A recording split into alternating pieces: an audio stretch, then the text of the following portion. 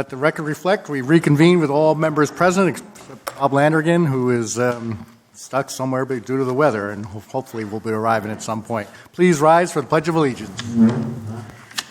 I pledge allegiance to the flag of the United States of America and to the republic for which it stands, one nation, under God, indivisible, with liberty and justice for all.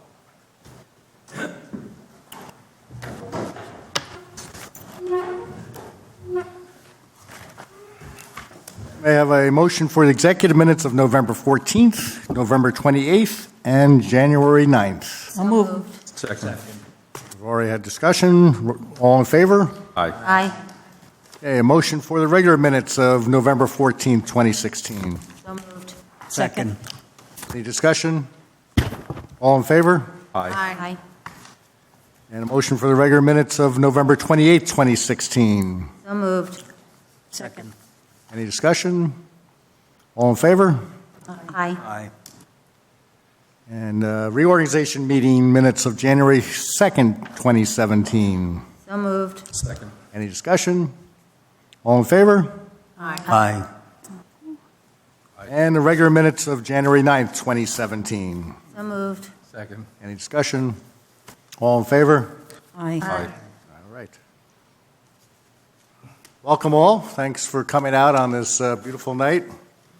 And we've got a nor'easter out there, and what a difference a year makes, because on this very day last year, we were also being hit by a nor'easter, except for it was 20 degrees colder, and so we had 30 inches of snow instead of the rain. And we will keep our meeting going, but I think the last I looked at the forecast, the wind should be dying down, and the worst of it is, though the rain will be with us, the wind should be behind us. I know we'll probably have a report a little bit. We did have one tree go down that took out power on Greenwood and to the north. And as of 6 o'clock, we were hoping to have power back within 2 hours. I don't know if you have an update on that yet. Okay. But it took out, not only brought the lines down, but a couple of poles had to be reset. This past Monday was Martin Luther King Day, and on Sunday, the Interfaith Council had a nice service at the Holy Family Chapel at St. Elizabeth's, and to honor King and his work. And I was able to be one of the speakers, along with several clergy in the community. You know, pretty much expanding my comments at our reorganization meeting, talking about the power of community and how Madison is always so welcoming, and that's what we need to do in this challenging time. And we're beginning to see today a little bit of the budgeting process, but this is when we go full speed into budgeting, and our next bunch of meetings will be dominated by budget discussions, and we will have an extra meeting added on February 6th, the first Monday in February at 7 p.m. Is it for my comments for today. Reports from committees. Public Works and Engineering, Ms. Vitale. Thank you, Mayor. This is a report from Frank Russo, who is the interim superintendent of Public Works, to the superintendent Ken O'Brien that we hired and is starting his employ with the borough on January 30th. So the first thing that Ken O'Brien has done is they had a meet and greet with the foreman on the 20th of January. DPW also responded to 2 weather-related icing and snow call-outs and 2 emergency utility markouts. DPW is now fixing the pothole repairs on Greenwood Avenue. The skating rink was only open for several days. Equipment storage and formalized ice equipment maintenance requirements need to be resolved in 2017 for smoother operations next winter. The sewer department installed all remaining water quality inlet heads on those roads scheduled for milling and overlay in 2017. More units being ordered, new manhole and casting lids ordered for those roads as well. The water department, I think I'll leave that so you you could talk about that. Chipper bodies are out, were out for collection of Christmas trees, and that is now over. That was from January 9th to January 20th. The street sweeper is continuing normal operations and following the tree chipper because they make a big mess. From the mechanics department, which we don't very often hear from, but they're an extraordinary group of guys down there. They perform scheduled maintenance and repairs on 2 water department vehicles, 2 electric department vehicles, 2 parks department vehicles, 4 police department vehicles, 4 roads department, 3 sewer department vehicles, and 1 health department vehicle, and the senior department vehicle. And they also repaired 7 DPW equipment parts. They repaired the heater at the garage and assisted in installing the stairs for the new fuel tank. Report from engineering. The buildings, working with the borough staff, the architect Clerk, Catton Hance plans to submit a follow-up construction grant application for Hartley Dodge Memorial to the Morris Historic Preservation Trust on or before March 31st. Bids for soil removal and site remediation at the rear of Hartley Dodge Memorial Building are due tomorrow, January 24th. Roads, the 2017 road construction work will be advertised later this week with the date to receive bids set on March 16th. The contract work required to secure vendors for mill and overlay work will also be initiated this week. NJDOT Municipal Aid Grant applications for Greenwood Avenue and miscellaneous bike route improvements will be submitted on or before February 3rd. Parks proposals have been requested of vendors to the Middlesex County Cooperative Bid System to purchase an installation of a set of bleachers and new press box at the Madison Recreation Complex. Estimates on cost, scope, and schedule are anticipated within several weeks. The Water Department, the Lane Company, will be installing constant water level sensors at Well D while performing redevelopment work. The new sensors will record continuous water levels in the SCADA system. This is a brief few figures from construction department. And year-to-date, 2017, this is from January 1 to January 26. The total permits issued and the payments made are 126, 82 from Madison and 44 from Chatham.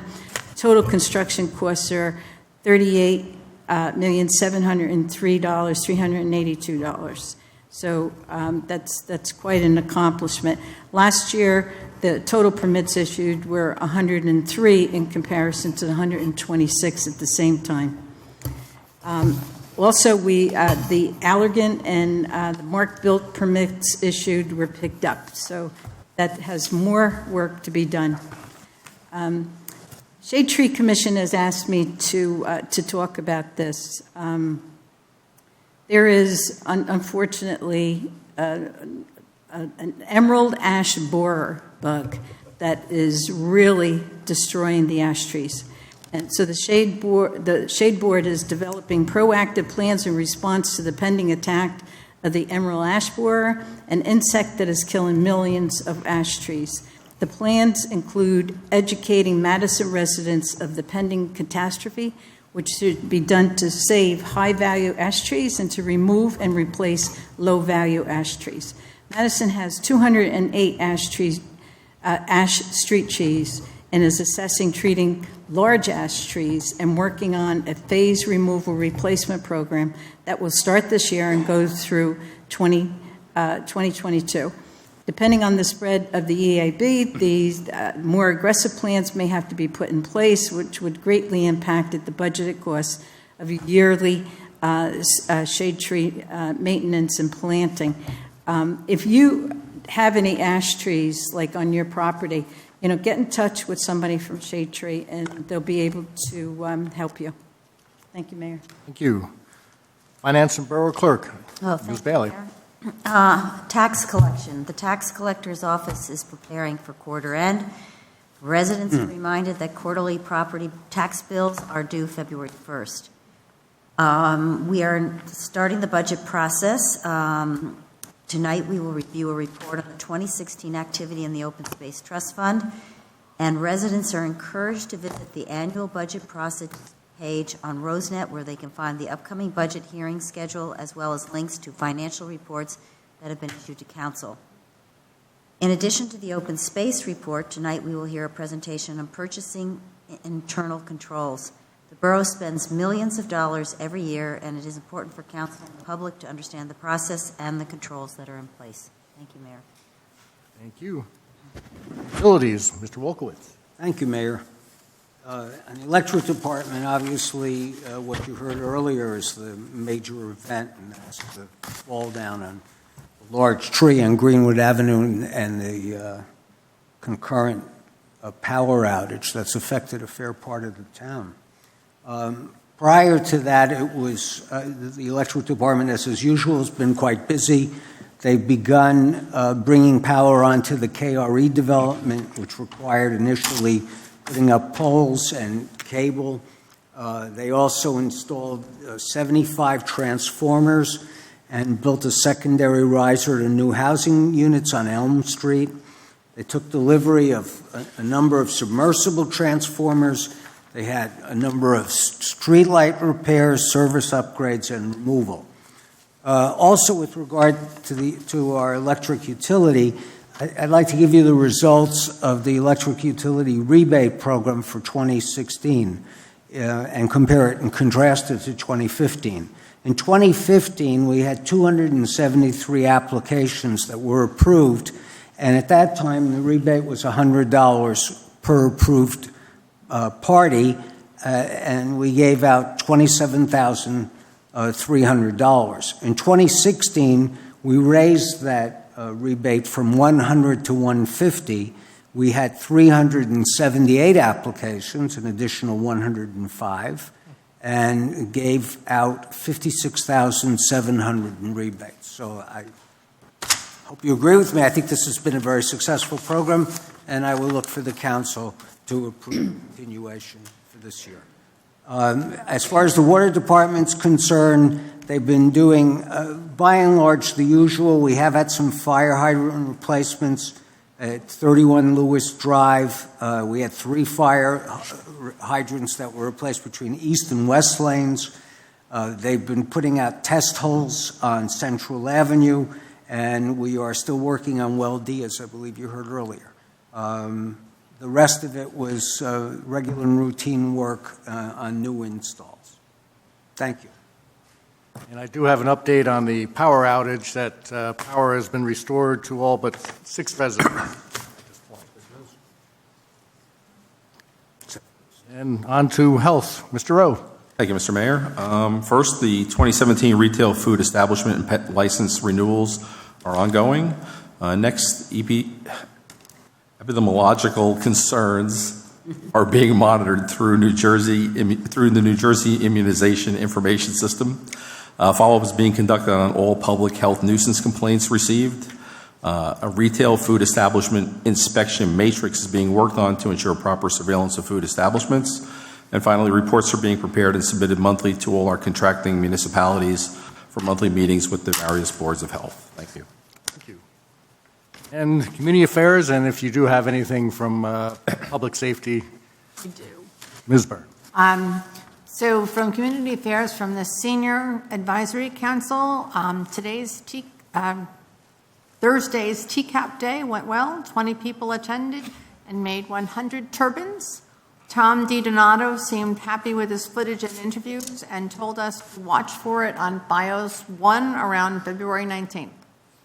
John Hoover, Phyllis Fleming, and I were at a Grotto Tri-Town 55 meeting and came away with good impression. The Transportation Project is investigating an after-hours provider, Go-Go Grandparents, who will travel to contiguous towns for doctor's appointments, cultural events, and social opportunities. There are also age-friendly business and volunteer engagement initiatives in the works. And they had 18 people at the Winter Soup program, so that was well attended. I guess people wanted to get out of their house. The Downtown Development Commission had their reorganization meeting on Thursday. They are exploring working with some businesses downtown on events for the spring. And they are pursuing, as usual, Taste of Madison, which will be held on March 20th. And finally, from the community gardens, it may be the middle of winter, but it's not too soon to start thinking about spring. There are plots available. You can download an application form on RoseNet and drop it off at the Borough Clerk's office. And I did that, and I'm looking forward to tomatoes.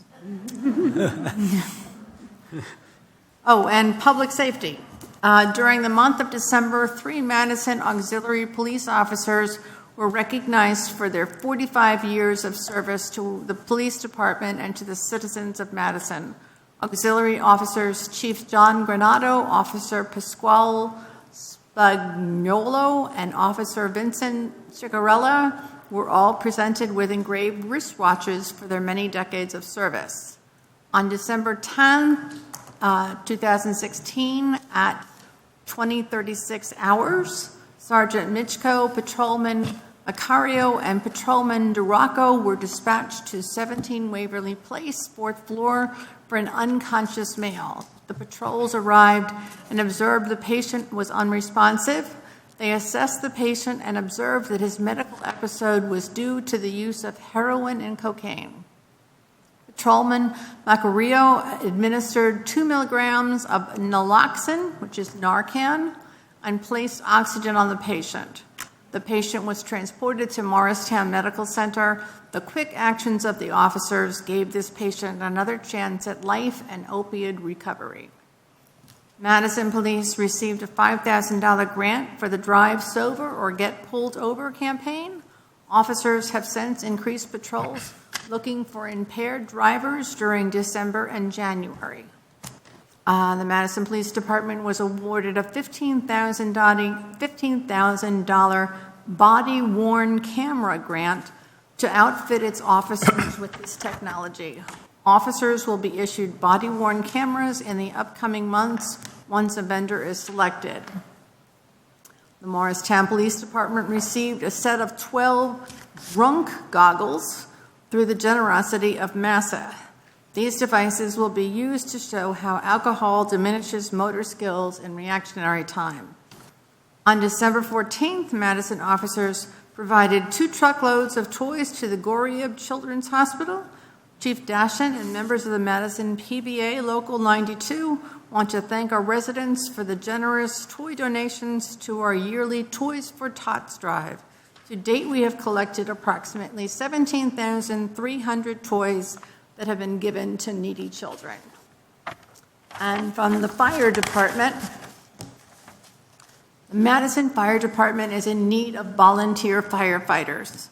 If you are interested in helping your community while protecting life and property, the Madison Fire Department is your best choice. Basic requirements are, but not limited to, be between 18 and 35 years old, pass a criminal background check, interviews, and pass both a physical and psychological examination, be a resident of Madison or live within 2 miles of our border. And since firefighting is a physically demanding activity, a candidate must be able to perform duties such as climbing ladders, crawling, lifting, and pulling objects, all while wearing approximately 50 pounds of protective gear. And they must respond to dispatched calls, bi-weekly drills, civic events, and monthly meetings. Interested candidates are asked to go to www.madisonfd.com or call Chief Lou DeRosa for more information. Thank you, Mayor. Thank you for pinch-hitting for Bob. Any communications or petitions? None received, Mayor. Okay, now we're on to the first of 2 invitations of discussion from the public. This one is limited to items are on our agenda discussion and any resolutions that are listed on the consent agenda. Any ordinances, we'll have a hearing, you can comment on those, and any other topics you want to comment on will come up, you'll have that opportunity a little bit later.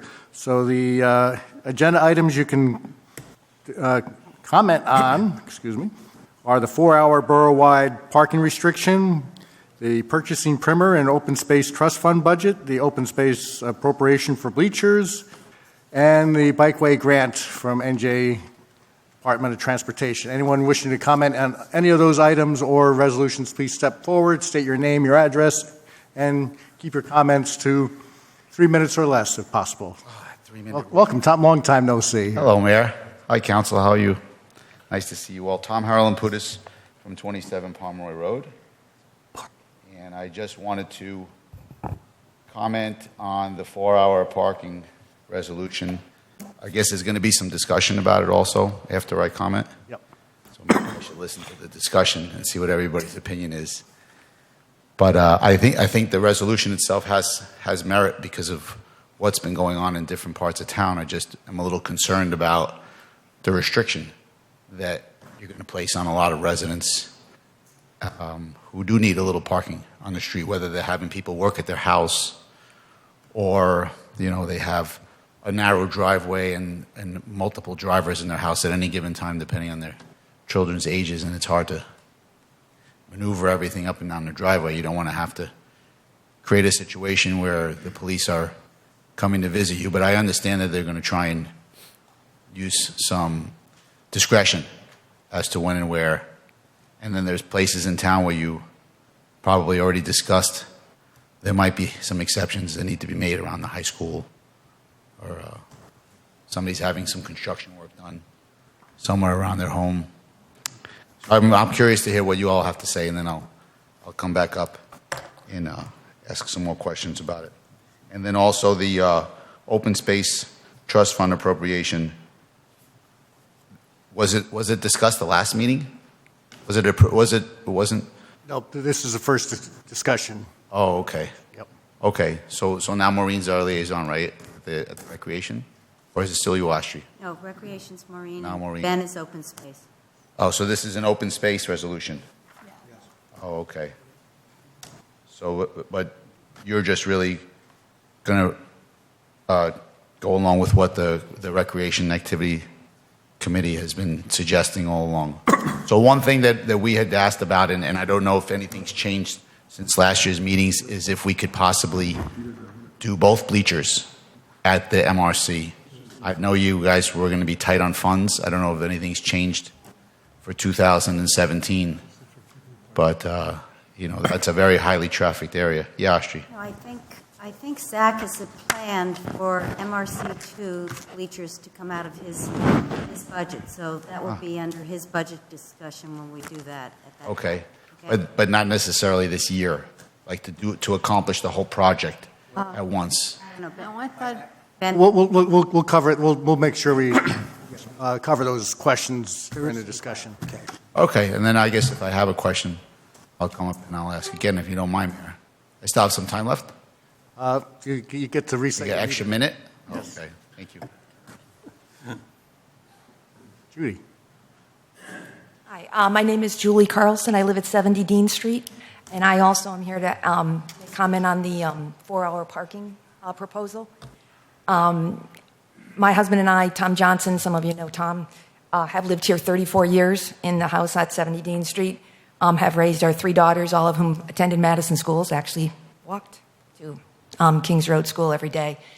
And I first became aware of problems over on the John Avenue and Dean Street area probably 15, 20 years ago. We approached the gentleman at Honda at that point, Dwight was his name, and he immediately got his employees and others away from parking on the streets, which allowed my children to be able to safely walk up and down John Avenue and Dean Street. The problem resurfaced about 18 months ago. I spoke to Astri, I think, first. It was like not last summer, the summer before. There was a little change, not much, but it became obvious that the employees of the Madison Veterinary Hospital had newly expanded and were parking on the street, as were the Whole Food employees. Fast forward to last January when I sat with Mrs. Vitale, Mrs. Bailey, Officer Longo, and Officer Ripka, and brought with me the what I would call it the data. I'm a math person, so that I had taken a survey every day to the 12 to 15 cars that are parked on John Avenue between Main Street and the Borough Garage, and Dean Street just on the two sides of John Avenue. I'm not talking down by Station Road, just at like sort of the Borough Garage end. Not a lot had changed. I think people thought I was complaining about the people parking in front of my house, and that really was not my first and foremost thought. I then also, before that meeting last January, went around and looked at what are the parking regulations on similar streets, such as Alexander, Britton, Rosedale, Sampson Station, Seaman, Union, Kings Road, and Main Street, all of that border the commercial areas, as we could say. And all of those streets have no more than 2-hour parking. Even Union, which is down there by, it used to be STS Auto, but I think they just changed their name. I didn't notice what the new sign said. As well as Seaman and Sampson, they all have 2-hour parking, again, to prevent people from using our streets as parking lots. The concern that I have is that our neighborhood not only has no sidewalks, we have the Borough Garage, which has a tremendous number of vehicles. And let me just say a shout out to the Borough Garage employees, are wonderful. There has never been one of them speeding down the street. They are the most careful drivers, most wonderful neighbors to have in that area. Same cannot necessarily be said for the Honda people who test drive their cars on the street on a regular basis, both new vehicles and vehicles that are in for repairs. Now that the gas tanks are down there, every single borough-owned vehicle must come down to our neighborhood at least every time they need to gas up. And there's also the shooting range that gets used, I think, by other places in the Morris County area. Meanwhile, we have no sidewalks. Meanwhile, we have children trying to walk back and forth to school. And it's a problem. And I'd really like the borough to take note of that. I applaud this effort to get 4-hour parking, and I think that will help a lot in terms of the train issues and people sort of using the street to park and take the train, but it's not going to solve the safety problem that we have in our neighborhood. I would I would beg you to look at it with an eye towards safety and for the children and the citizens of Madison. And look at how the other streets are being treated. We just want to be in the same position as an Alexander. Alexander has 1-hour parking. They don't have the Borough Garage, they don't have the Honda dealer, and they have sidewalks on both sides of the street. We don't have any of those pluses. I did a little handout to give to you. And the last thing I would just say is, if this change does take place, I would ask that you make it 2-hour in my neighborhood, the same as it is in all the other similarly situated neighborhoods. And then you need to get it enforced, because it's been 2-hour on Station Road for a long time, up until about 2 weeks ago. I didn't go through the Open Public Records Act, but I would guess that not many tickets have been handed out. 4-hour just means that these employees are going to come out and move their cars at lunchtime. I'll tell you that right now, because that's what happens. We need the 2-hour limit. So I don't know who I'll give these. Yep, bring up the clerk. That's all right. Yep. We'll make sure. Thank you. Anyone else wishing to comment on any of the items on the agenda? Seeing none, close this part of the meeting, and we go right to the 4-hour borough-wide parking. Maybe I can start it. The proposal is that between the hours of 8 a.m. to 4 o'clock, Monday to Friday, holidays excluded, that parking would be prohibited beyond 4 hours. If the current parking regulation is more stringent than that, those would stay in force and effect. And I know Ms. Carlson's point, if the ordinance is adopted as drafted, we could address separately her street and change the parking hours so it wouldn't fall under this and would be fall into the stricter category.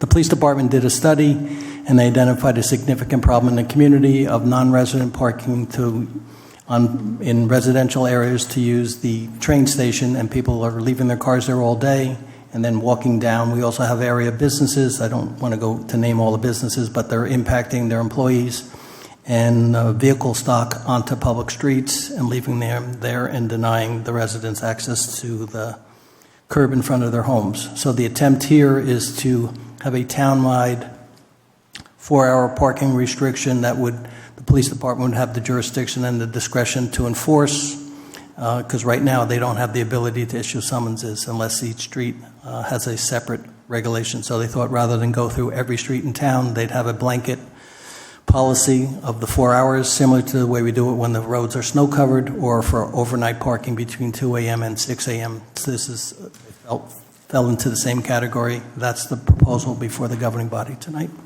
And a couple of things, because I was in conversation with the chief and Joe long ago,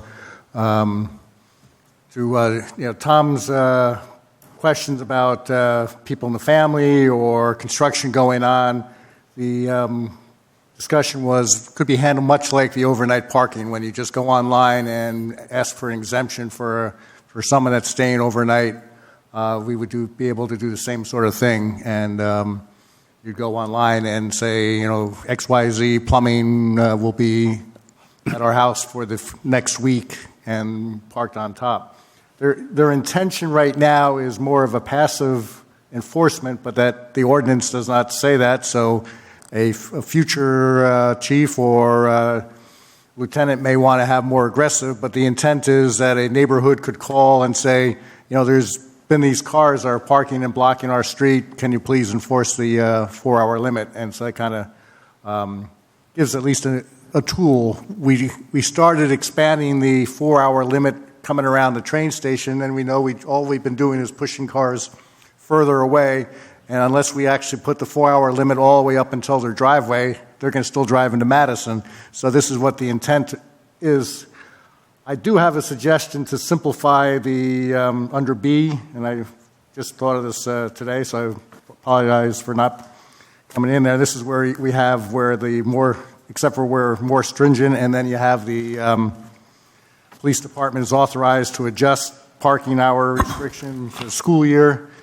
What if the language was 4-hour limit except where posted otherwise? And so you don't have to have that school discussion in there, and it gives us the right to, if there is a neighborhood that we wanted to have longer parking or different system, a less stringent system, like 6-hour parking, whatever it might be, we can just have it that way. That's fine. Do that. Yep. And so that makes that more simpler. So, I'm sorry, what's the specific language going to be? So it would be the 4 hours between the hours of 8 and 4 p.m. prevailing time, unless posted otherwise. So that allows for more stringent or less stringent. Okay. Maureen? Don't we already have, Tom talked about the high school, don't we already have parking restrictions on Burnett? Ridgedale is Posted. where we allow all-day parking, but so the more stringent on Burnett would stay in place. We could opt to have, less stringent on Ridgedale, for example. Any other? Okay. Well, if nothing else, this will be listed as revised as for introduction. Can I ask, one question? How are we going to notify everybody that this is taking place? you have to post. Okay, but Signs are going to be posted. are we going to put something in the electric bill or something that goes to everybody? Because this is going to be something that is going to impact every single resident in town, and we need people to be aware of it. I think with our very strong communication system, and obviously we can't start enforcing it until people are aware of it. That's not the way we run things. So the signs have to be up also. Does that include changing the signs as you come into town? That's the intent. Yep. All right. And Mayor, if I could add, the police department also for the first 30 days would be warnings. So you get a notice on your car, not a ticket, saying we have this new regulation. Please be advised that you can't continue to park here 4 hours a day. Number 2, we are purchasing primer and open space trust fund budget, and starting off with the purchasing, Linda Sawyer and Sandy Emmerich.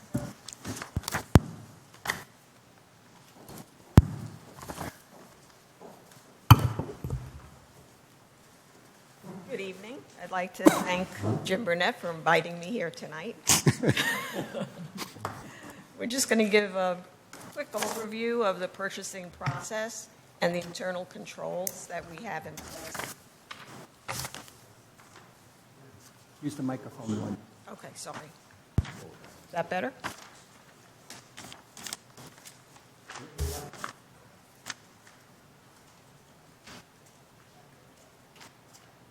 Bottom? On the side here? Okay, great. Thank you. The goal of this presentation is to explain the internal controls when items are purchased within town. There are additional controls that we're not going to speak about right now because our time here and because of other steps that I have to take to conform to local public contracts law.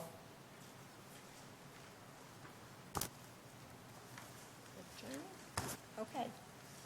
To make a purchase, a requisition needs to be inputted into our accounting software, which we use as Edmunds. So a staff person would get the request from a department head saying that they would like to make a purchase. That person would input the information in Edmunds as a requisition with the correct budget line being charged. The software has the capability to make it so a line cannot be overexpended. We would get a notice saying that you can't charge this account if it was to be overexpended, and then we would look into why that happened. Then the department head supervisor would go into Edmunds, look over the requisition, and second approve the requisition. Once the requisition is second approved, the purchasing department would take the requisition again. We would review it.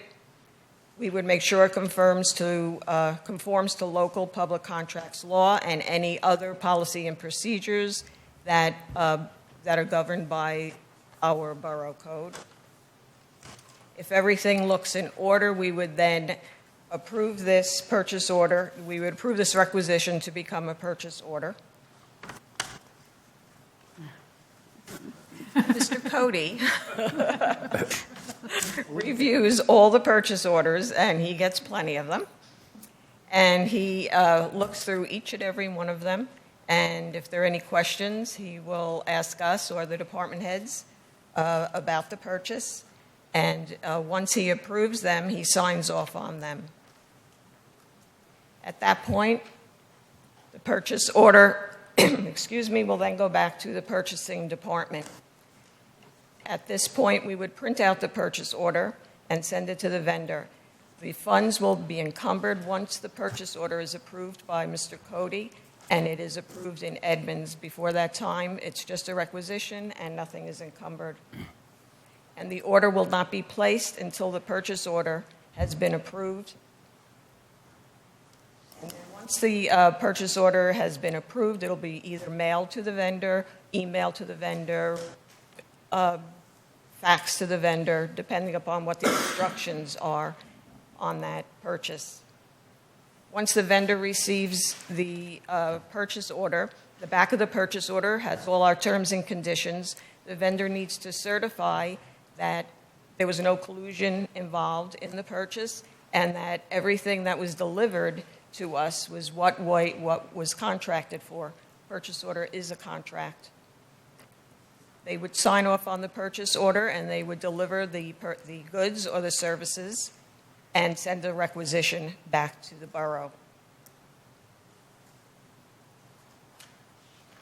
Once we get back the signed purchase order from the vendor and the goods, that purchase order would go to the end-using department, and the supervisor there would look over the goods that were delivered or the services that were delivered, and he would confirm that he did receive the goods that were ordered, and at that point he would sign off on the purchase order under the municipal certification saying that the goods were received and in good order.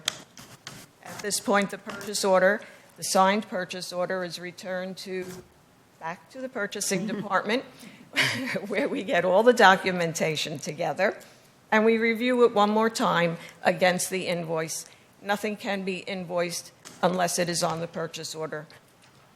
So it goes then to the finance department, which will look at both the invoice and the purchase order and match it. item for item to make sure there's no discrepancy. And then once that happens, we get all, oh, sorry. Okay, this shows Kevin, our AP person, matching the invoice to the purchase order to make sure that it definitely meets. Okay, and then once we have all looked at these purchase orders and feel comfortable with what we ordered was in good condition and what we ordered was received, then we get together and do our voucher register, which you are all familiar with.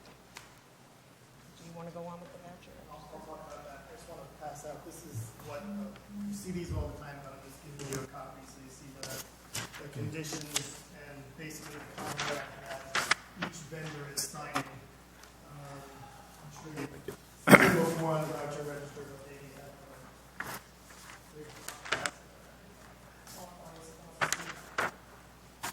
Thank you, Linda. Excellent job. I do want to say that I think Linda and Sandy are some of the best staff we have here at the Borough. I want to thank them for their dedication, for their time, for their professionalism. We are blessed to have them. I'm blessed to have them as part of the finance department. So as we've talked about kind of informally, we have a process here where the 8th and final step of the internal control process is that you all see these voucher registers, and you've been through it. The residents don't see it, but the council get here 20, 25 minutes early. They literally look at every voucher register, every voucher one at a time and compare it to something that Kevin's created. What's happening is Kevin is sitting there and taking every one of these documents, these purchase orders that are in alphabetical order, and taking them and almost being a Las Vegas dealer and saying, okay, this one is one that Austria has to approve, this is one that Carmel has to approve, Pat has to approve this, divvies it all up based on departments, and then each of the elected officials reviews their department purchase orders based off of an Excel spreadsheet that Kevin builds solely for the purpose of you to review the bill list. In talking to at least 15 other CFOs, I have not been able to find one town that does it this way anymore. I think it was kind of a long time ago legacy before we had the admin system. The admin system now lets you do what's called a bill list, which is not the gentleman who's on the North Core that lives on Rose Avenue, but a friend of mine. But it's a list of all the bills that would be paid. This is just an example from Verona, so don't look at it and go, what's going on here? But it's an example, and it shows every item that would be billed. And what we would do is we would have a stack of all the purchase orders kept in alphabetical order there, and you could review this real quick, review what's going out in the various funds, current fund, utility fund, general capital, and alike, and then approve it that way. It's a much simpler process. It's going to save our department about 10 hours worth of work every 2 weeks. Linda did this process being the Las Vegas dealer, then Sandy did it, now Kevin's doing it. And our thought process is that if we can free up Kevin from doing that work, we think there isn't any weakening of the internal controls, but we do feel as though it will free up hours that we can take and dedicate to other internal controls that we think will have a benefit to the borough, whether it's going out and doing spot checks on petty cash accounts, having a tightened up process on grant funds. I certainly want to try to lighten the load for Linda and Sandy a little bit and let Kevin help them with administrative tasks. So there's opportunities here to take the resources, actually have stronger internal controls and still give you everything that you want. So I'm hopeful that council will say, well, we'll give it a trial run and we'll try the bill list maybe a couple of cycles in the committee room. And if you don't like it, we'll go back. But if we can at least give it a shot over the next 2 pay periods. So with that, I'll take any questions. Ben? Has any thought or time gone into moving to a paperless environment? There is a way to do it a little less paperless, but dealing with the vendors and having to have them sign and certify this documentation is something that I don't think we can easily avoid. We can certainly look into it. We are more we are more heavily paper-oriented than other towns. Like Ray sits there with each purchase order and actually flips through and signs them. You can do it online as well. To be honest with you, it's kind of easier when the paper's right in front of you. I will say that Sandy and Linda and Kevin do a fabulous job. All the supporting documentation that you see attached to that purchase order is actually scanned into the system. So there have been times I've wanted to look at a purchase order from 3 years ago. I've gone there, I've clicked on a little paper clip and seen all the attachments right there and been able to get an answer very quickly, as opposed to, you can imagine, going into a box and trying to find a purchase order from 2014. So the answer is, I think we'll move there, but probably at municipal speed, I hate to say. Yes, sir. Yep. Will we be able to get this in our packet on Friday? Yes. Okay. Yep. You have my vote. Probably electronically PDF it to you if that's okay, or get it in the packet. Carmella? Yeah. Jim, I just have a question.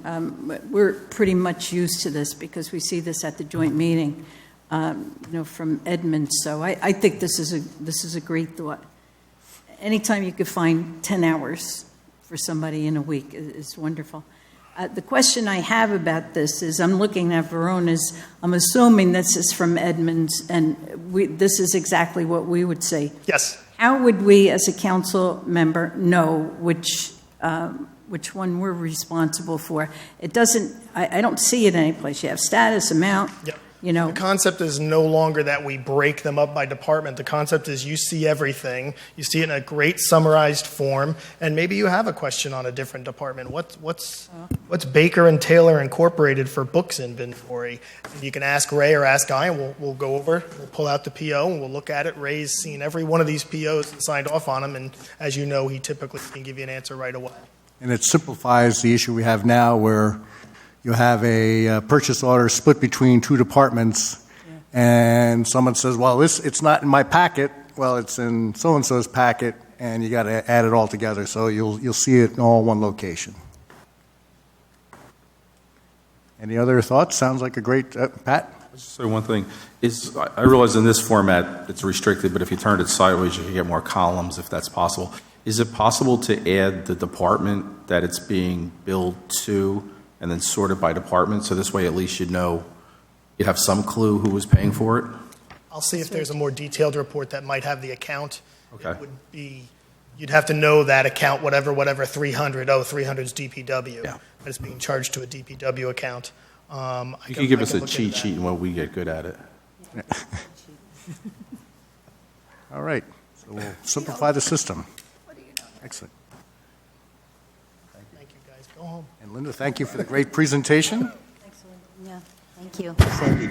All right, Jim, Open Space Trust Fund. Open Space Trust Fund, there is a revised packet at your chair, and if anyone doesn't have them, they're up there. John, if you want to get one, Thomas.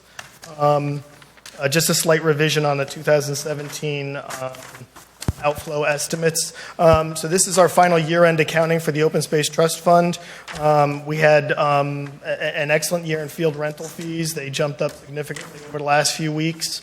But this just gives everyone a simple view of the inflows and outflows, what happened. The account started at 63,000, ended the year at 128,000. I'm not going to go through everything. If you have any questions on any of this, let me know. As you can see, we're really shifting away from having projects that are paid out of the open space fund. Instead, what we're doing is we'll take the entire slug of money, let's say, for example, a project that hasn't started yet, like the multipurpose building for Memorial Park. We charge that off of the open space and put it into general capital with its own ordinance, and it's out of open space. So just a little cleaner way to do it than we've done it in the past. 2017 estimates, the reason we're doing this is because we're looking to encumber funds with the introduction of Ordinance 6, 2017.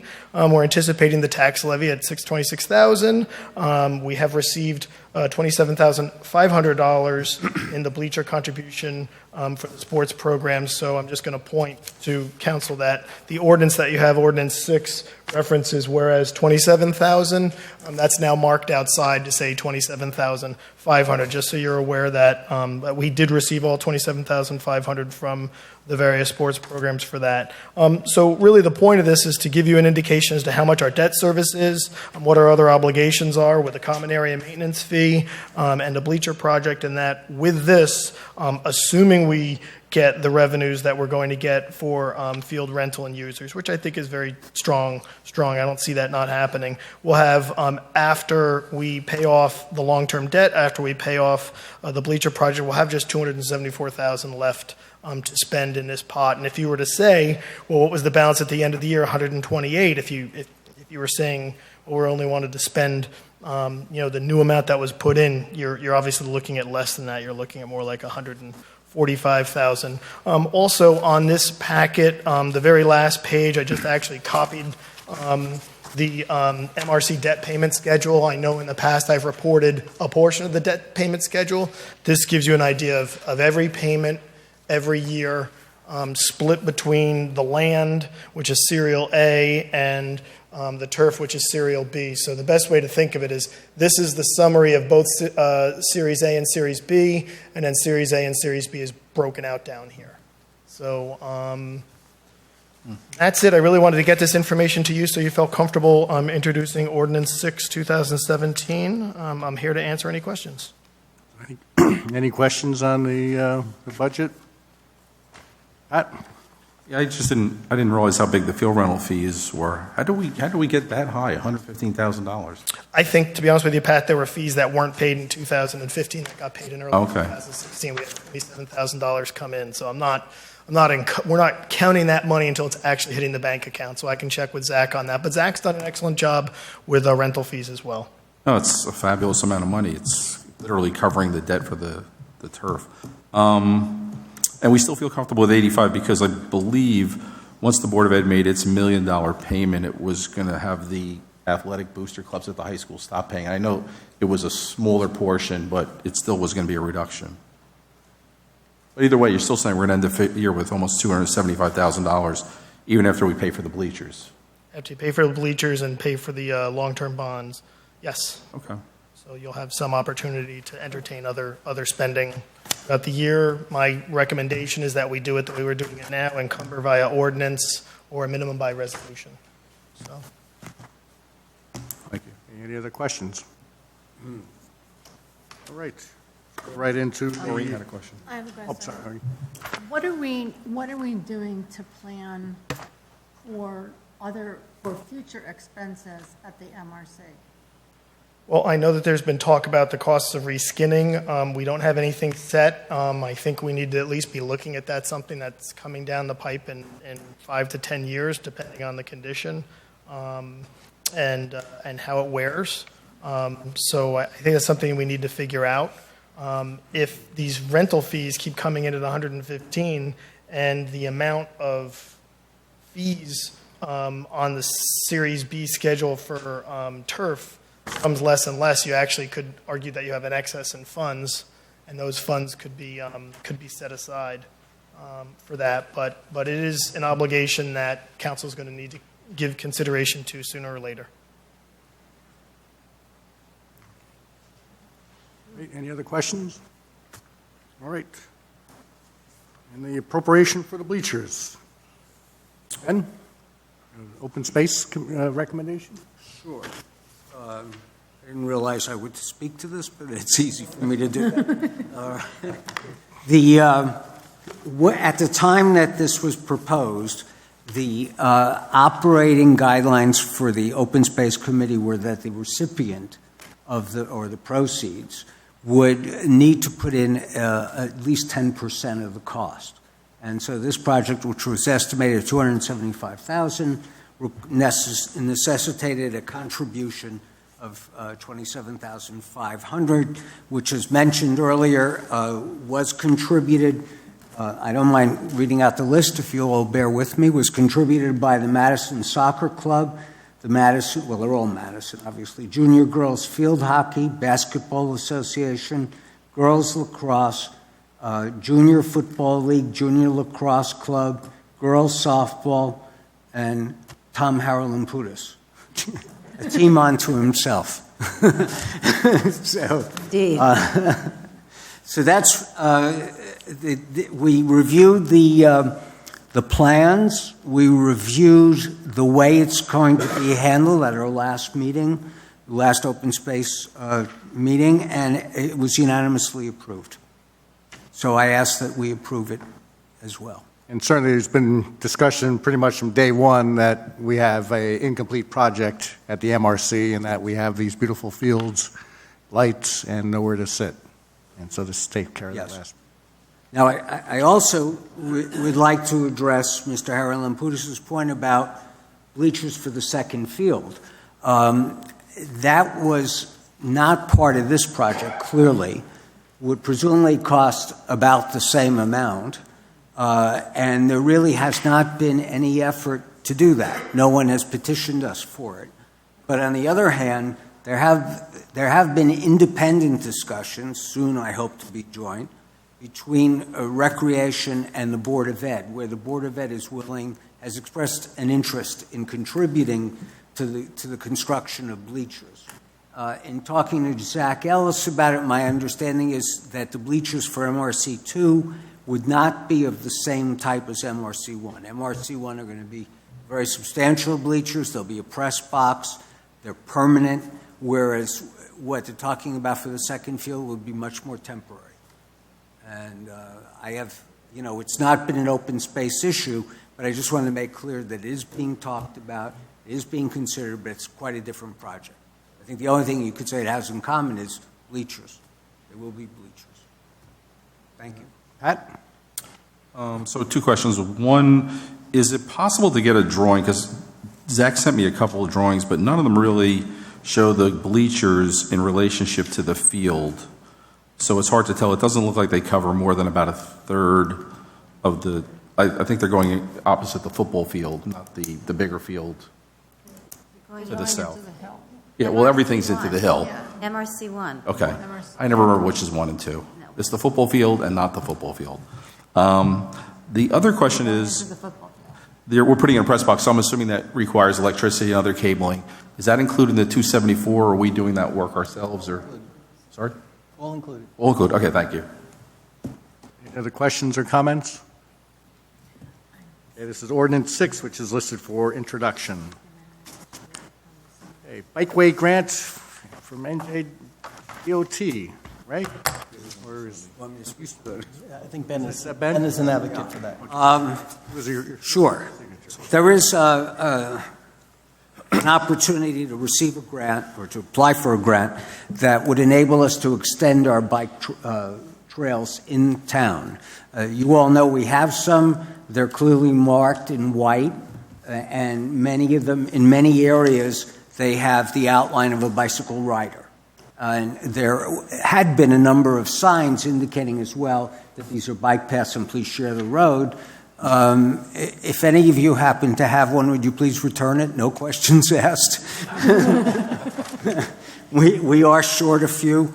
At any rate, what this grant would do would be enable us really to extend the existing paths so that we'd have much more of a continuous flow around town. I think it would be very beneficial to people who ride in town as well as to those people who ride through our town. In any case, there was an effort years ago to have a bike-friendly town. It's not to say it isn't bike-friendly. It hasn't been as much of an emphasis. I would like to see it be re-emphasized. So if we are able to get this, there are some other ideas that wouldn't be covered by this grant that probably be worth doing. But that's for another day. Okay, any questions or comments? This is Resolution 48 on the consent agenda. All right. Thank you, Ben. Sure. You're welcome. Ordinances for hearing. Will the clerk please read the statement? Okay, the ordinance is scheduled for hearing were introduced by title and passed on a first reading at the regular meeting of the council held on Monday, January the 9th, 2017. All were posted and filed according to law, and copies were made available to the general public requesting same. I call up ordinances for second reading and ask the clerk to read said ordinances by title. Ordinance 1, 2017, ordinance of the Borough of Madison appropriating $1,330,000 from the General Capital Improvement Fund for the 2017 road construction projects, related work, and miscellaneous projects. I open the hearing for Ordinance 1. Anyone wishing to comment, please step forward. Seeing none, I close the hearing. Mayor, I move Ordinance 1-2017. I second it. Any council discussion? Roll call vote. Mrs. Vitale? Yes. Ms. Bailey? Yes. Mr. Wolkowitz? Yes. Mr. Rowe? Yes. Ms. Byrne? Yes. I declare Ordinance 1-2017 adopted and finally passed, and ask the clerk to publish notice thereof in the newspaper and file the ordinance in accordance with the law. Ordinance 2, 2017, ordinance of the Borough of Madison appropriating $1,136,000 from the General Capital Improvement Fund for the 2017 milling and overlay projects. I open the hearing for Ordinance 2. Anyone wishing to comment, please step forward. Seeing none, I close the hearing. Mayor, I move Ordinance 2-2017. I second that motion. Any council discussion? Roll call vote. Mrs. Vitale? Yes. Ms. Bailey? Yes. Mr. Wolkowitz? Yes. Mr. Rowe? Yes. Ms. Byrne? Yes. I declare Ordinance 2-2017 adopted and finally passed, and ask the clerk to publish notice of in the newspaper and file the ordinance in accordance with the law. Ordinance 3, 2017, ordinance of the Borough of Madison appropriating $400,000 from the Water Capital Improvement Fund for water main replacement projects and related work on local roads. I open the hearing on Ordinance 3. Anyone wish to comment, please step forward. Seeing none, I close the hearing. Mayor, I'll move Ordinance 3-2017. And I'll second that motion. Any council discussion? Roll call vote. Mrs. Vitale? Yes. Ms. Bailey? Yes. Mr. Wolkowitz? Yes. Mr. Rowe? Yes. Ms. Byrne? Yes. I declare Ordinance 3-2017 adopted and finally passed, and ask the clerk to publish notice thereof in the newspaper and file the ordinance in accordance with the law. Ordinance 4, 2017, ordinance of the Borough of Madison amending Chapter 14 of the Borough Code regarding indemnification of municipal officials and employees. I open the hearing for Ordinance 4. Anyone wish to comment, please step forward. Seeing none, I close the hearing. Mayor, I move Ordinance 4-2017. Second. Any council discussion? Roll call vote. Mrs. Vitale? Yes. Ms. Bailey? Yes. Mr. Wolkowitz? Yes. Mr. Rowe? Yes. Ms. Byrne? Yes. I declare Ordinance 4-2017 adopted and finally passed, and ask the clerk to publish notice of in the newspaper and file the ordinance in accordance with the law. And now we're on to the second of invitations for discussion. This is now expanded. You don't need to limit it to things on the agenda. As before, please state your name and address, even if you were up here before, and try to keep your comments to 3 minutes or less. Tom, welcome back again. That's quite... Tom Harlan put his 27 Palmer Road. So I'm happy that you passed that ordinance for the parking, and hopefully we'll, like you said, manage it appropriately for the borough. And I'm sure that the people in charge now will be very sensitive to what's right and what's not right. A couple of questions now that I was looking at some of the agenda items. It looks like we have about $4 million left on open space trust debt. Somewhere around there, Jim? I was adding it up because I don't know. Part of it's been paid off. Because you're just showing since 2014 what it was. And then you also show the interest that we will have paid between the two debts. So is that what we'll end up paying, Jim, by 2033? 1.292, and then 998 and 293?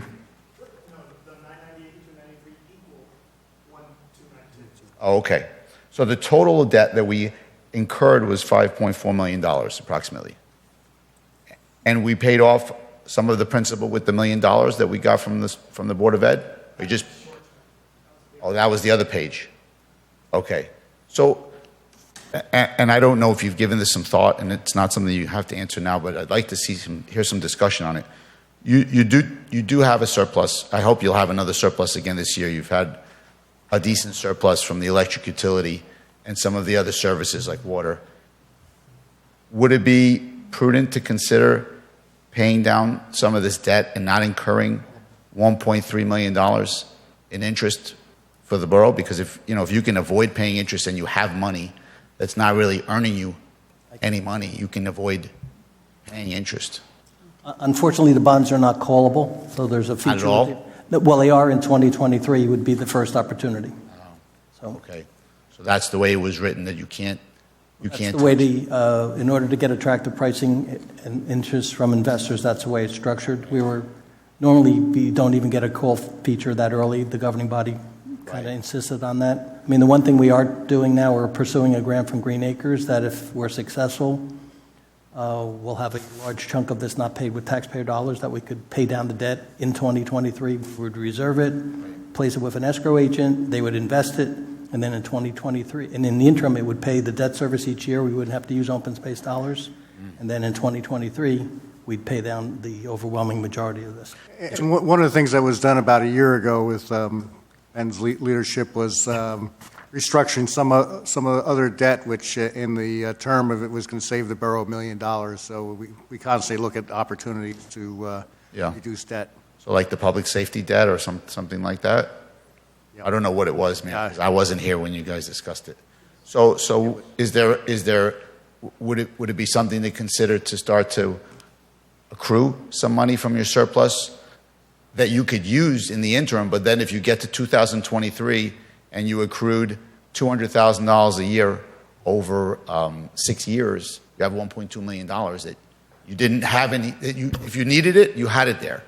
But if you have the opportunity to pay off everything, you're going to save the borough and all of us 10 years worth of interest. It could be a lot of money. Yep, and that's one of the opportunities that a municipality with a AAA rating has a flexibility of how to do things with favorable bonding rates versus being able to like we take care of our roads as we just appropriated over $1 million for this year's road projects. Sure. But if you don't spend all of the surplus, there's no point in having money that's not earning you anything. Right. If you can avoid all interest for all of us because it's our debt payment. So another thing I wanted to do I have to ask questions about agenda items now? Nope, you can do whatever you want. Okay, real quick. So it's storming out there, though. Yeah, I know. I want you to get home. I want to go check on my driveway.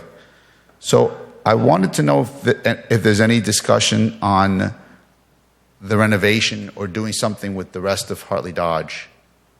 And one thing that I was thinking, and I had brought this up in the past, was to possibly sell the Walnut Street building and use some of the proceeds to help pay for the renovation in this building, which I think we should have done when we did this half of the renovation, but we didn't. And then we can find room for some of the people that are using the Walnut Street building, because I don't think it's utilized the way that we had anticipated it being utilized when we bought it, and it seems it's even underutilized now. We'll hold on answering that question just because I just have a hunch that someone else might be asking a similar question, and we'll take them both at the same time. Okay. Okay, thank you very much. I'll save my questions for the next meeting. Thank you. Anyone else wishing to be heard? John and then Bob.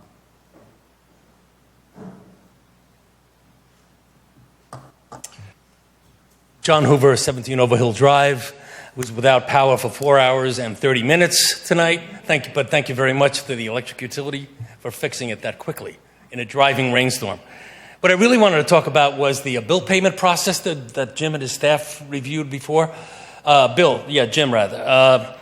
What I'm thinking about is, it seems to me that when I was listening to that process, I was drawing flow charts in my mind and decision points and back and forth flowing of the work. Does every single amount and every single type of invoice get paid through that system, that mechanism that you described? Okay. What I'm thinking is there a way to look at the type of invoice and or the amount of the invoice and have some kind of a fast track for the smaller amounts and the ones that are non-risk kind of items, so that you can get the bulk of them? I bet you the bulk of them are that way, and then the other ones can go through that process. Just seems to be an opportunity to make it even a little bit more efficient than it might be right now. Of course. So there is something that we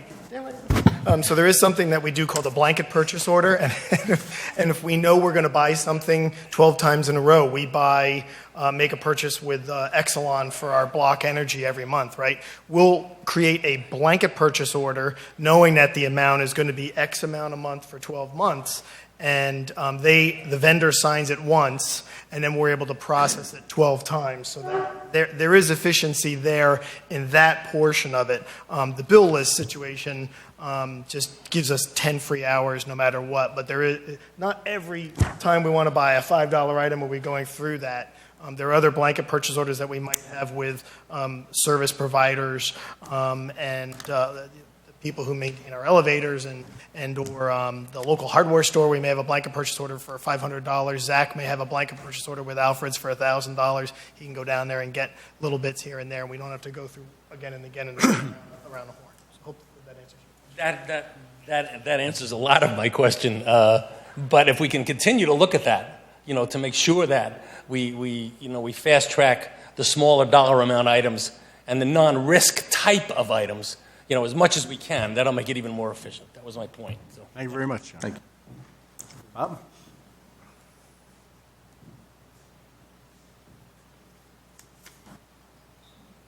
Thank you, Mayor. Bob Jennings, Albright Circle. This is not a setup. I didn't realize Tom was going to steal my thunder. But it's my favorite topic, the East Wing, Board of Education. I'm just puzzled. I saw January 9, there was a consent agenda item to renew the application to Morris County. And so I got a copy of that today. And I see that the Historical Society is a partner and prospective tenant for the reconditioned space. I didn't, in my prior appearances on this subject with the council and the board, that never came up. And I feel a little confused because I was trying to look for a rationale as to why the board couldn't use that space, the renovated space, to the benefit of taxpayers, given the fact that they're in that 3-story makeshift 100-year-old building. I'm looking for some logic here. Can someone help me? I guess all I can say is you're at the wrong group right now. We have. Oh, excuse me. I know we've had this conversation before, but we certainly have, and before we make it, we have not made any formal commitment to the East Wing space, and I would certainly, just speaking for myself, would be very supportive of having one-stop shopping for our residents. And so if the Board of Education showed interest of moving into the East Wing, we certainly, I think, could address that. Seems like deja vu all over again. When I first came here, you suggested I go to the board. I went to the board. They suggested I come back here. And apparently there's a deal to be made. And it's a landlord-tenant deal. And I can't understand. And there apparently were negotiations from what I was told. There was some back and forth and some negotiations about the space and the use of the space. No? There was at one point several years ago, the last conversation was, negotiations aside, are you interested in this space? Does it fit your needs? And the answer was, no, it does not fit our needs. And that was the end of the discussion? Yes. I find that very unsatisfactory in terms of a rational answer, Bob. They're in this 100-year-old building. They have 11 window air conditioners. I did have a private meeting with Dr. Rossi, who's no longer, of course, with us. And he indicated he liked his office space. He liked the oriental rug on the floor, and he liked the hominess of the facility. From a taxpayer standpoint, I find that almost incredible, And I'm still here, and I find it ironic that we were warned, I guess, about our tax bills coming due in February. And I think we're talking about millions of dollars here. Literally. I mean, because that property up there is probably worth developing, and we have real estate expertise. I put a figure of 1.2 million, on that land, absent that archaic building. And they, at one point, the board talked about they're thinking of building on Ridgedale Avenue, an administrative building, where I guess it's the custodian's house is. Yeah, my understanding. Yeah, I've heard that they're not pursuing that at all. Well, it was mentioned a couple months ago as if they ever abandoned the structure that they're in now, that's what they would do as opposed to coming here. It seems, again, the only course I ever got an A in was logic. And this is an illogical situation. Can I ask one question? And maybe I'll make a recommendation after and thanks for your patience. But like I say, it's a frustrating thing.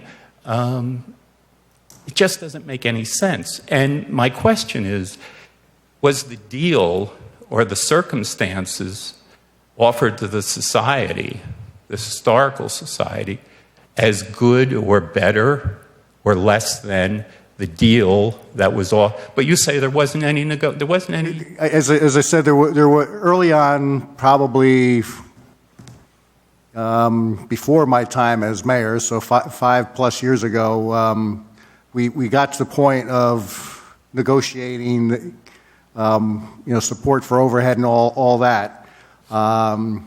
It stopped at one point, but the latest again was because I wanted to clarify the understanding, just as you brought up this question. So that's when I posed the question. Let's not think about what it's going to cost the Board of Education or anything. Let's put that aside. If it were free, that's not the right way to say it. Not quite the right way to say it. Because Dr. Rossi is gone, but basically left it. Maybe the Oriental rug isn't an issue anymore, and we might be able to do some business here on behalf of the taxpayers. The Shared Service Committee will be meeting in February, and I'll bring it back when. Thank you. Again.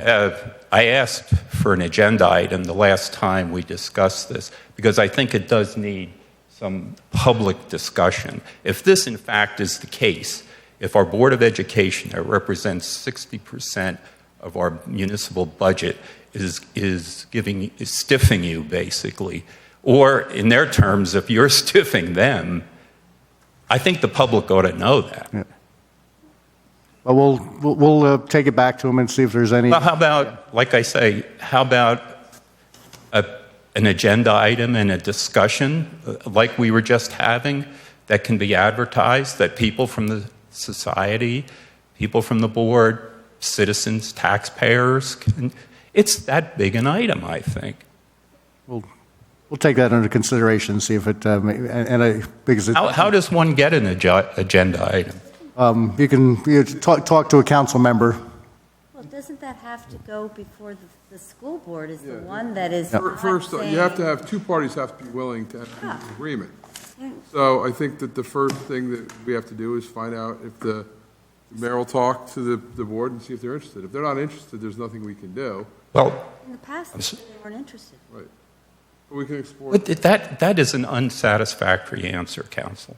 That they are not interested. Yeah. So, He's interested. I'm interested. Any other taxpayers interested? Okay, we try to avoid the back and forth. Okay. I hear you loud and clearly. We will bring it back to them, and I know you're feeling very, very frustrated, but you can go back to them and also suggest. You suggest I go back to them? Just as you return here, return there to them and suggest it. Okay. There's some new faces, and you never know. It may. How about a resolution from this group, the council, to the board suggesting that they partner with you after some kind of public discussion? Because the other methods haven't seemed to work.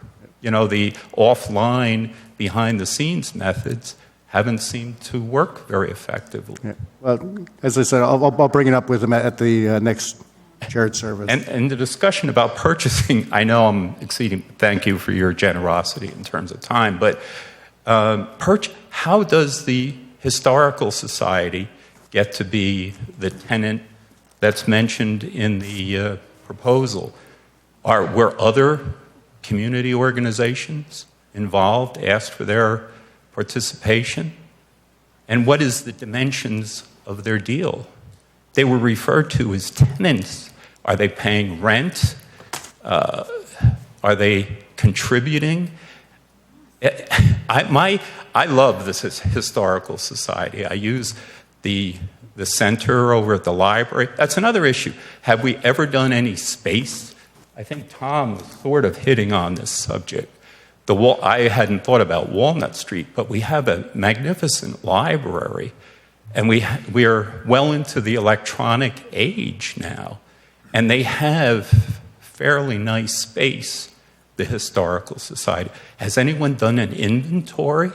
I mean, do they have to have this space and block, if you will, any potential for Board of Education use? I mean, again, I'll repeat myself. The logic of this is beyond my scope.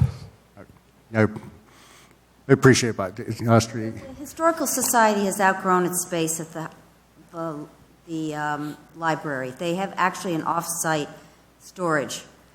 And they have the financial wherewithal to become a partner with the East Wing. Oh, is that? And it would be open to the public, which is something Mrs. Dodge wanted, was if they came, it could be a museum, and also they could store all the artifacts and have rotating exhibits here. As far as Mrs. Dodge's intent, I always was under the impression that the intent was to provide a municipal building with direct governmental services, police, fire, so on and so forth.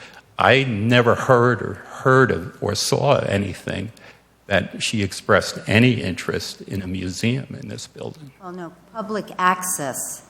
Well, it's a public library. So it's with limited hours.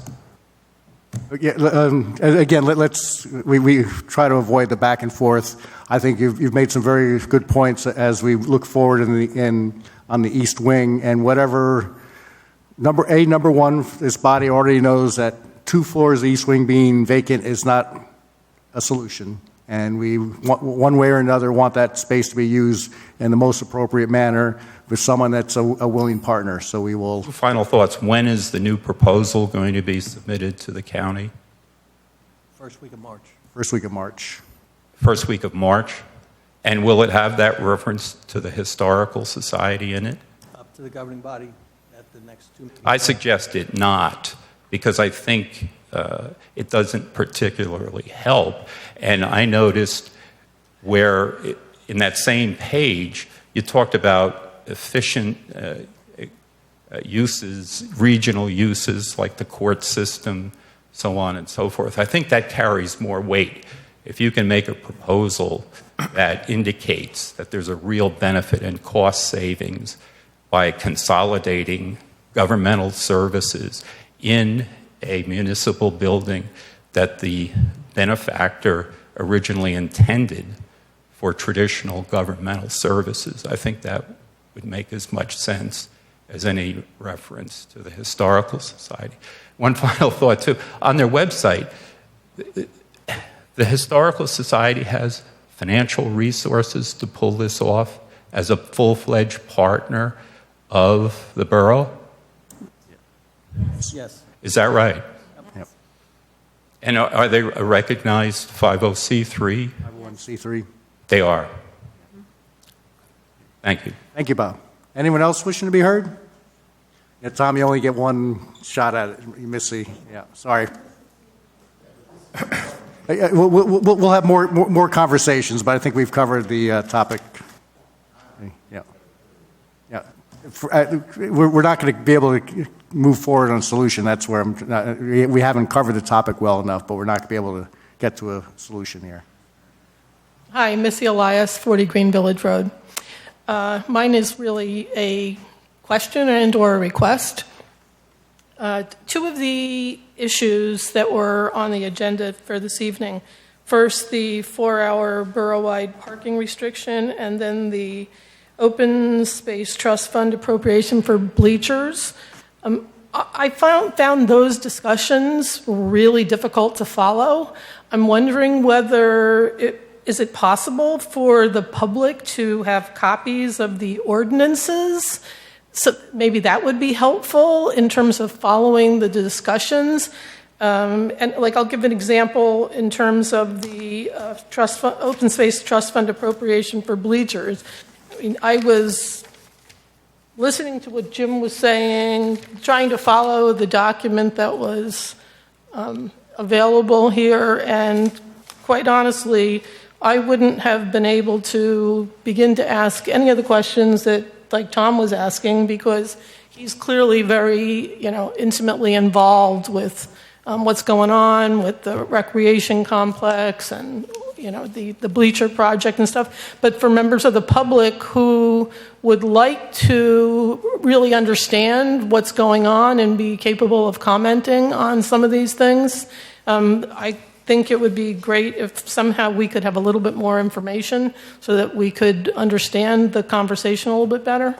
I think to that point, since this was a ordinance that was introduced, and with the scope of the project, it would make sense if at our next meeting, when it has its hearing, that we can have a couple of boards or something to do a presentation so the public can understand exactly what we're talking about. It's very tough for those watching this at home. What does it mean, bleachers at MRC 1? So we'll make sure we'll have something to share at the next meeting on the 13th, I think, of 13th of February. So good point. Thank you. Super. Thanks. But are you also asking about the process? Is that what you're asking? Like both? Both. Yeah.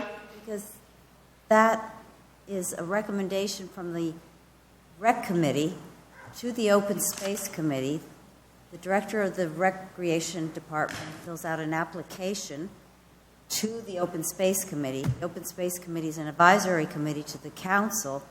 They review, and they have policies and procedures they review. Does this qualify for open space funds? They made the recommendation tonight to support that request that the money come out of open space trust funds. Is that what you're asking for too? Well, that's actually a good explanation and comment. And another very simple question that I had in my mind when I was thinking bleachers, I'm thinking bleachers, open space. Exactly what does qualify for open space funds and what doesn't? Because I wouldn't necessarily, as a layperson, think that a bleacher project would qualify for open space. We often abbreviate the full name of the committee, and the full explanation of the ordinance that created the fund. So open space is only a very small part, major part, but it's only of all the words in the full name. So what is it? Open Space Recreation Historic Preservation Trust Fund. It's the Open Space Recreation Historic Preservation Advisory Committee. So we just abbreviate it to open space, but recreation covers both passive and active. Historic preservation is the Luke Miller House, when we put a historic easement on that piece of property and saved it from being demolished. So both improvements and purchase are covered. Super. And what about my first question about availability of the actual ordinance that's being adopted, or is being introduced? And that question really goes more to the 4-hour borough-wide parking restriction, because somehow I feel like if I had a copy of that ordinance in front of me, I would have been way better able to follow that conversation. So the ordinance are posted prior to any ordinance that is introduced. Where are they posted?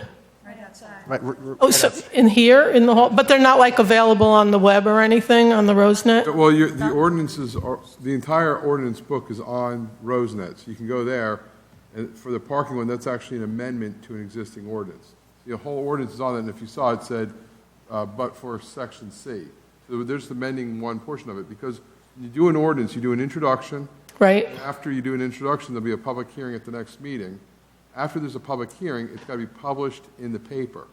So if you had to reprint the entire ordinance every time, it would become very costly. So what happens right now is when there's an amendment to an existing ordinance, they're publishing the amendment. The full ordinance is out there so people could look at it. But I know that the existing ordinances are on the RoseNet. This particular amendment to this ordinance is or is not available on RoseNet. It's not. Once it's introduced, it's... This isn't law yet. Right, I know. This is a proposal, so it's only out here? Correct. And again, once it's introduced, then it's posted on the web. Is that Right. As soon as it's introduced, then it's posted on the website. Okay. so? Prior to the hearing, which is a second reading, our residents would be able to go online, read it, and then come to the Okay, hearing. but it's good to know that in advance, it's right here. And that's the same thing with any resolution that is on the consent. Resolutions also have to be posted. Okay, I didn't know that, so that's good information too. Thanks. You're welcome. Anyone else wishing to be heard? Seeing none, close this part of the meeting. And we move on to introduction of ordinances. Will the clerk please read the statement? Ordinance is scheduled for first reading. Have a hearing date set for February the 13th, 2017. All will be published in the Madison Eagle, posted on the bulletin board, and made available to members of the public requesting copies. And as noted, you can always request a copy right there. I call up the ordinances for first reading and ask the Borough Clerk to read said ordinances by title. Ordinance 5, 2017, ordinance of the Borough of Madison, amending Chapter 94 of the Madison Borough Code entitled Electric Utility to authorize reimbursement for electric infrastructure improvements. Mr. Mayor, I move ordinance 5-2017. Second that. And just so the public can understand this one, right now, if you are building, let's say you wanted to build a very large building in Madison, and it required an upgrade to the electric system, the way our ordinance reads right now is you only have to take care of the improvements on your site. And this clarifies it that you would also, any requirements that the electric company would have to put in place would be in the expense of the developer. Any further discussion from council? Okay, roll call vote, please. Mrs. Vitale? Yes. Ms. Bailey? Yes. Mr. Wolkowitz? Yes. Mr. Rowe? Yes. Ms. Byrne? Yes.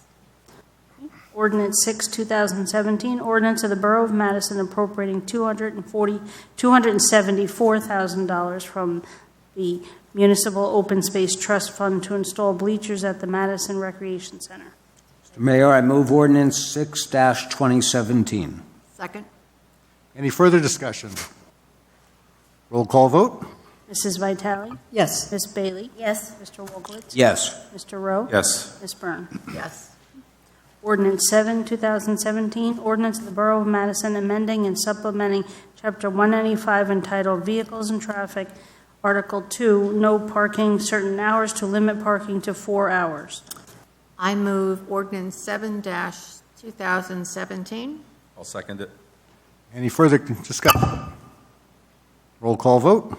Mrs. Vitale? Yes. Ms. Bailey? Yes. Mr. Wolkowitz? Yes. Mr. Rowe? Yes. Ms. Byrne? Yes. Will the clerk please read the statement related to consent agenda resolutions? Consent agenda resolutions will be enacted with a single motion. Any resolution requiring expenditure is supported by a certification of availability of funds. Any resolution requiring discussion will be removed from the consent agenda. All resolutions will be reflected in full in the minutes. Mayor, I move Resolution 44-2017 to Resolution 56-2017. Yeah, we didn't add one, did we? I second it. Excuse me. I have an exception on 49-2017. We'll pull that one. Okay. Roll call vote, please. Mrs. Vitale? Yes. Miss Bailey? Yes. Mr. Wolkowitz? Yes. Mr. Rowe? Yes. Ms. Byrne? Yes. Motion for Resolution 49, please. I move Resolution 49-2017. Second. Discussion? Yes, thank you. I am going to vote in favor of it, so I want to make that clear at the outset. But the reason I wanted to speak about it a moment longer is because if you look at it in detail, it speaks to having bump outs. This is pertaining to largely to Greenwood Avenue. And when you think of bump outs, you no doubt are thinking of what's on Prospect. Actually, we are giving serious consideration to an entirely different type of bump out, which would not be raised, it would rather be colored and differentiated in appearance and be traffic calming in that way. There's a lot of evidence to support that this type of arrangement is indeed traffic calming. Whether it's better or not than what we have on Prospect, I don't know, but it's one of the things we're looking into. So I just wanted to make that point and have it on the record. Thank you. We're not committing ourselves to any, Well, it's also bump outs. bicycle friendly. Yes. That's important to mention. Well, that's important, but it was the bump outs that everyone is focused on. If I may for a moment, I mean, the point that Councilwoman Bailey's raising is that earlier was mentioned that I'm promoting this notion of renewing our bike-friendly posture. The bump outs on Prospect are not very friendly to bikers. And that's what motivated me to start looking at alternatives. Bob Vogel's been extremely helpful. These are indeed bicycle-friendly, but they're promoted for many other reasons. Thank you. Any further discussion? Roll call vote. Mrs. Vitale? Yes. Miss Bailey? Yes. Mr. Wolkowitz? Yes. Mr. Rowe? Yes. Ms. Byrne? Yes. Okay, there is no unfinished business. Approval of vouchers. Public safety is $2,892.04. Health and public assistance, $1,458.89. Public works and engineering, $88,915.69. Community affairs, $201.95. Finance and borough clerk, $3,682,954.33. And utilities, $364,560.65. The total is $4,140,983.55. Mayor, I move approval of the vouchers. Second. Any discussion? Roll call vote. Mrs. Vitale? Yes. Miss Bailey? Yes. Mr. Wolkowitz? Yes. Mr. Rowe? Yes. Ms. Byrne? Yes. Thank you. Under new business, I'd like to make the following appointments requiring council confirmation to the Shade Tree Management Board. Thomas Salaki, at large of 1 Fairwood Road for unexpired 5-year term through December 31st, 2019. And to the Senior Citizen Advisory Board, Elwood, Woody Kirkeslager, as in former mayor, as a MACA representative of 60 Prospect Street for 1 year through December 31st, 2017. Mayor, I move the following appointments to Shade Tree and to Senior Citizen Advisory Board. Second. Any discussion? Roll call vote. Mrs. Vitale? Yes. Miss Bailey? Yes. Mr. Wolkowitz? Yes. Mr. Rowe? Yes. Ms. Byrne? Yes. I move we adjourn. All right, thank you all.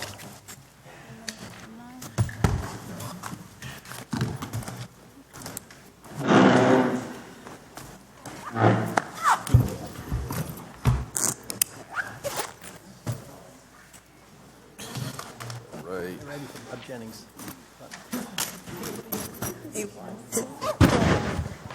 Even